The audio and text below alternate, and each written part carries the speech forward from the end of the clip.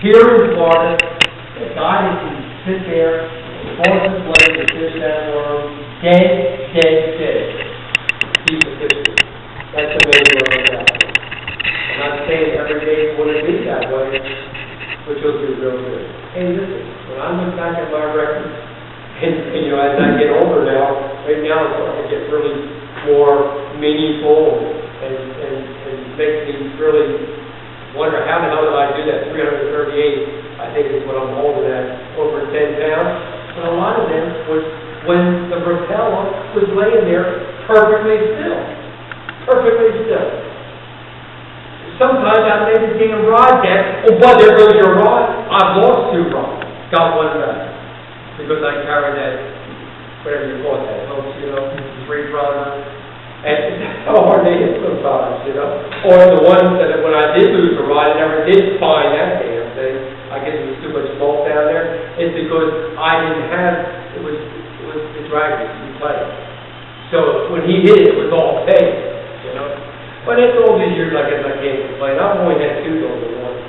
And like I said, I got the one back. I don't know if you guys ever lost a rod that way. Have you lost any? You know? From the fishing? Only the one I kept overboard. Oh, the one that dropped in? That's right, you didn't get that one back either. That's the one you were told about the other day we were fishing. I wonder if anybody lucked out and was throwing some kind of a... You got a nice one? Yeah. It would have to take a sinking bait if they would have got it, you know what I'm saying? Something that dragged along the bottom. You know, at one time here, and that goes back to the early 70s, when you went out fishing, you would have found it because everything was crystal clear. The bottles, everything was so white. I don't know if you guys remember this good days, but when I think about it, it brings tears to my eyes because it was so outstanding. It was nice. Matter of fact, I used to tell my people, please don't stand up. Everything was crystal clear. Well, none of this had acid. Not the first few years. Everything went to hell when they started leaving that water. Because we were all spring-fed. Most of our lakes were spring-fed. Matter of fact, back in the early 70s, when I would get thirsty and too dumb and ignorant to bring a cooler or I forget with water, I'd scoop it right out. Tastes very good, very good. But now, with the chemicals they put in, I might end up with 2 hands and 4 arms. But the last few times, I think I haven't even mentioned or I just forgot as you get older, you know how that is. But do any of you have any questions? And if when I'm running my mouth, feel free to raise your hand and tell me to shut my damn mouth if you want to ask me a question, because that's what I'm here for. You know, if you've been staggering or if you've been doing real good, let us hear it, you know. It won't just be helping me, it'll be helping everybody else. And don't be afraid to ask any questions, you know.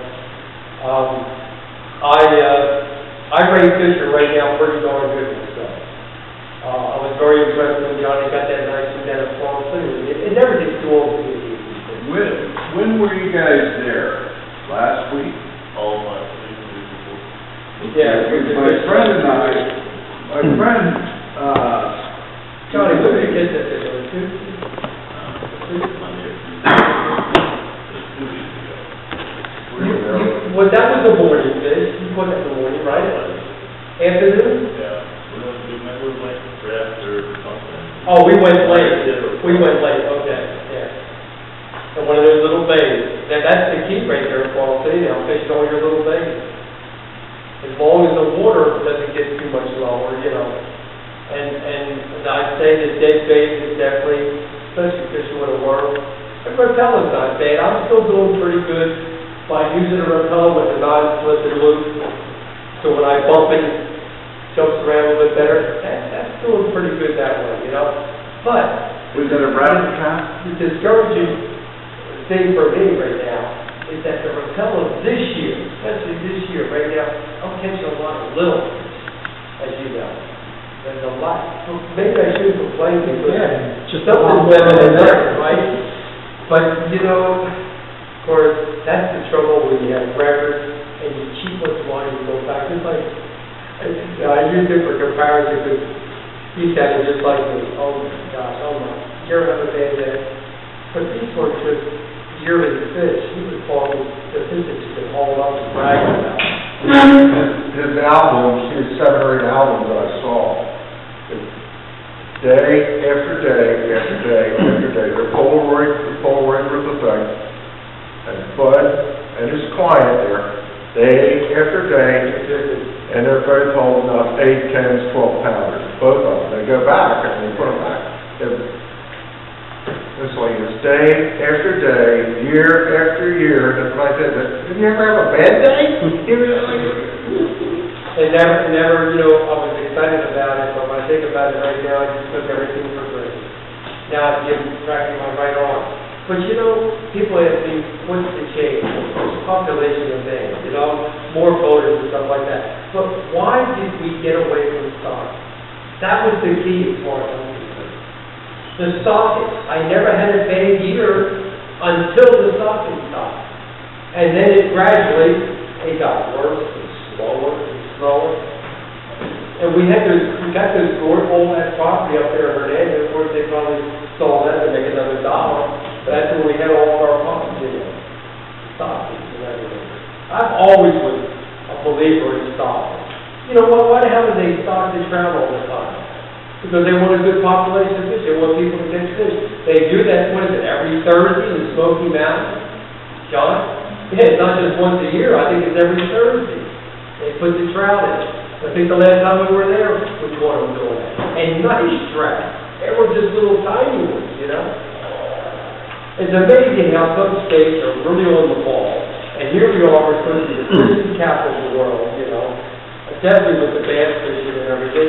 And we're really not doing anything anymore to preserve it. Oh yeah, they strike with the weeds and stuff, which is a no-no. We should never done that.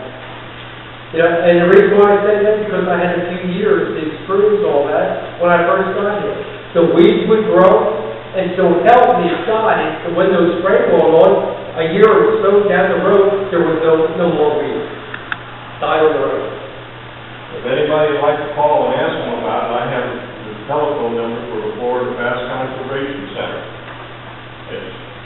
If y'all want to write this number down,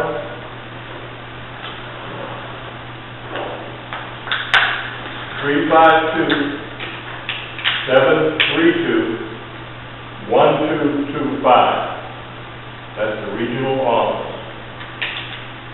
Did they have anything to do, or did they have anything to do with the stocking that they offered?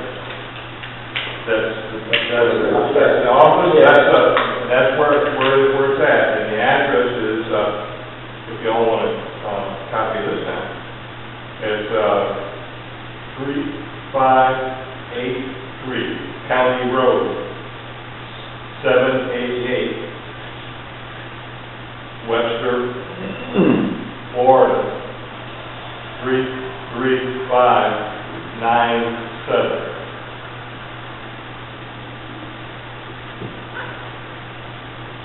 Yeah, any of you ever called them and asked them why did they stop the stocking? That's the downfall right there. Up from the old school, a little bit of something is better than nothing. And we never had any days when they were stopping. Never. Well, it says I got the records to prove that. That they supply fish such as largemouth bass, crappie, catfish, bream, and Chippewa grass crab, or whatever that is. Carp, not crab, sorry. It's all crab. Striped bass and sunshine bass. Florida Bass Conservation Center also conducts research on aquatic methods. Does anybody know when the last time they actually stopped with California? I don't know what it is. I haven't heard anything. Have you, John? Just respect, they stopped some sex? I had some bad teeth this morning. Stay away from the teeth. If you want the address and telephone number of the stop where they stop, that's the information, and a website that you can go to. I don't think he's not on here at all. I'm going to call them and find out. I think if we all get on and call. Oh, you're right. You're right. We take the numbers. You know, I got Charlie Dean here, and he's standing there. So record is coming up towards, conservation,